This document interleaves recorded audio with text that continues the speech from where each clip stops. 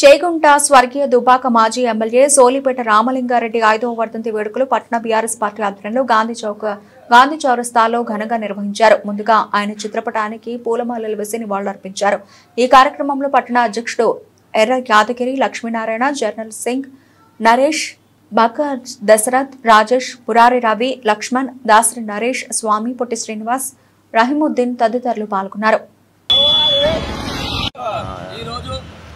మండల కేంద్రమైనటువంటి చేగుంట గ్రామంలో TRS party ఆధ్వర్యంలో మన మాజీ ఎమ్మెల్యే దుబాక మాజీ ఎమ్మెల్యే స్వర్గీయులు దివంగత నేత ఉద్యమాల ముద్దుబిడ్డ క్రీస్తులు సోలిపేట రామలింగారెడ్డి అన్నగారి వర్ధంతి 5వ వర్ధంతిని చేగుంట పట్టణంలో జరుపుకోవడం జరిగింది.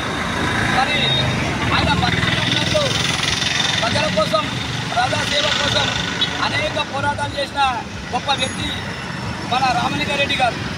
తెలంగాణ ఉద్యమంలో కీలక పాత్ర పోషించి ఇదే చేగుంట గ్రామంలో రైలు రోకో కానీ, రస్తా రోకో కానీ, ఈ సకల జనుల సమ్మె కానీ, తెలంగాణ ఉద్యమంలో పురిటిగడ్డ, దుబ్బాకగడ్డ, ఆ దుబ్బాకలో చేగుంట వడ్డేరం రైల్వే స్టేషన్లో అనేక కేసులు మోపి ఈరోజు ప్రజల మధ్య లేకపోవడం చాలా బాధాకరం.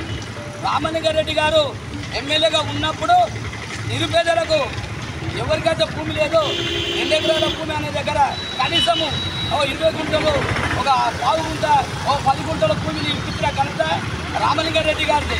మరి ఇప్పుడున్నటువంటి కాంగ్రెస్ ప్రభుత్వం అనేక మాయమాటలు చెప్పి 6 గ్యారంటీలు అని చెప్పింది. ఒక్క గ్యారంటీ కూడా లేదు ఇంతవరకు. ప్రజలకు మధ్య పెట్టుకుంటూ అనేక మోసాలు చేస్తుంది. ఇందిరమ్మ ఇల్లు అంటారు. ఇందిరమ్మ ఇళ్ళలో ఏముంది?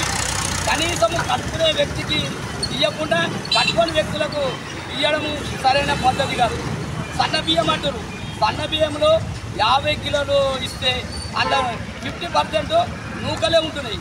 మరి తాగునీళ్ళు చేయకుండా మొన్న దుబ్బాక నియోజకవర్గానికి మంచినీళ్ళు తెచ్చింది ఎవరు? రామలింగారెడ్డి గారు. మన మాజీ ముఖ్యమంత్రి కేసీఆర్ ఆధ్వర్యంలో ఇప్పటి వరకు మన దుబ్బాక కాన్స్టిట్యూన్సీ అంతటా మంచినీళ్ళు ప్రజలకు ఇబ్బంది కాకుండా ఇచ్చింది. కళ్యాణ లక్ష్మి అంటారు.